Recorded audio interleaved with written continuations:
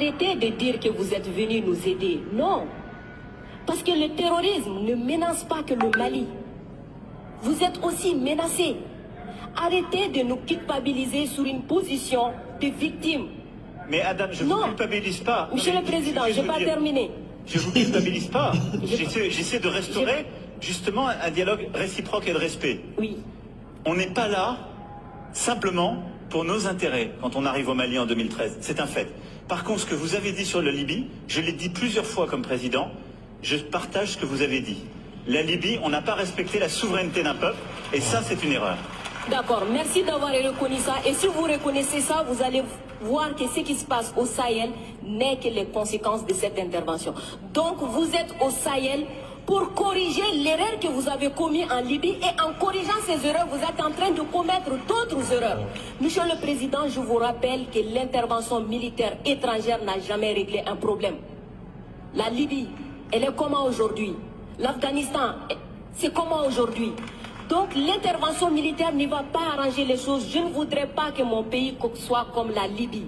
Prenez votre responsabilité et surtout arrêtez de dire que nous sommes là pour vous aider. Non, vous n'êtes pas là pour nous aider. On est ensemble. On a un ennemi commun.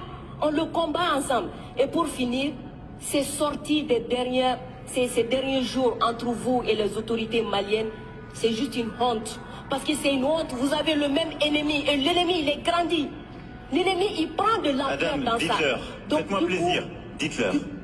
Du coup, arrêtez ça, arrêtez ces discours paternalistes, dire que nous allons vous aider, non, nous n'avons pas besoin d'aide, nous avons besoin de coopération, nous avons besoin de partenariat, et nous sommes liés par l'histoire, mais nous sommes liés par les dangers, nous sommes liés par les défis. Mais je suis 100% d'accord avec ce que vous venez de dire, mais après, vous pouvez pas me dire, vous pouvez pas couvrir les propos inacceptables qui ont été tenus par des gens qui, eux, n'ont ni la légitimité ni la légalité pour eux. Or, ils ont tenu des propos inacceptables. Non, mais je vous le dis. Et vous pouvez pas me dire, on doit avoir un dialogue équilibré, réciproque, et me dire, dès que je vous parle avec le cœur et que je vous dis la vérité, je serai paternaliste. Je suis pas paternaliste, je suis sincère. J'ai droit à la même sincérité que vous. Me demandez pas, dès que je dis la vérité, je serai paternaliste. On va jamais s'en sortir. Vous me dites la vérité avec votre cœur, vous me prenez à partie, vous me bousculez. J'ai le droit de vous dire ma vérité aussi. C'est pas du paternalisme, c'est de la sincérité. Ok, Monsieur le Président, non, juste pour dire que la sincérité n'exclut pas la courtoisie, la sincérité. Et je suis courtois comme vous l'êtes avec moi, Adam. Oui. Nous sommes courtois les uns. Je suis carrément d'accord avec vous, Monsieur le Président. C'est juste vous dire que j'adore votre sincérité, mais elle n'exclut pas le respect, elle n'exclut pas la courtoisie. Je pense que nous avons l'un et l'autre, là dans le débat, une très grande courtoisie. Absolument. Et on fait la démonstration qu'il n'y a pas de paternalisme, il n'y a pas d'agressivité, il y a une vraie sincérité, mais il n'y a pas de tabou. Et ce que vous avez décrit sur ce qu'on fait au Sahel, c'est exactement ça. Moi, je ne pense pas que l'intervention militaire soit l'alpha et l'oméga. Je pense le contraire. Et donc, le problème que vous avez aujourd'hui, c'est qu'il y a une autorité de transition qui dit « ils devraient rester là militairement, parce qu'ils ne veulent pas faire le travail ». Nous, mais exactement, il y a des accords avec des engagements de toutes les parties.